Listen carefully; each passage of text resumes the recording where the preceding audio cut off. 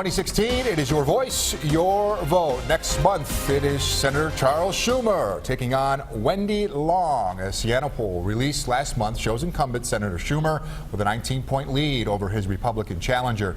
But as 7 Eyewitness News reporter Ali Tui tells us, both still giving it all they have in this race. Thank you, everybody. New York senior senator was in Buffalo Tuesday touting the $17 million in federal funding he says he was able to secure for Erie County economic development. An announcement 2 years in the making, but just 3 weeks ahead of Election Day. Still, Charles Schumer says the timing is only coincidental. I've made announcements like this with the county executive over and over and over again.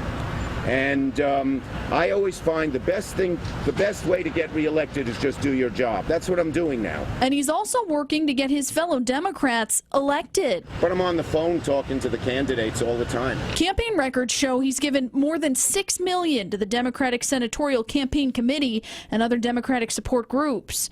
After all, a Democrat-controlled Senate would likely make Schumer the majority leader next year.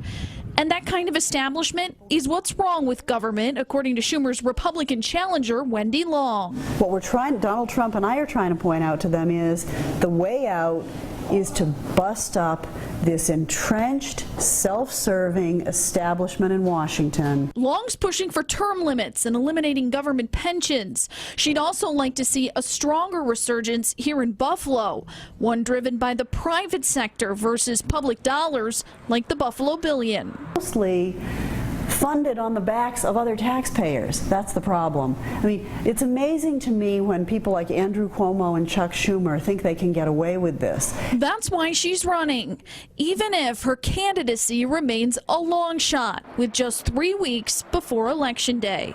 In Buffalo, Ali Tui, 7 Eyewitness News.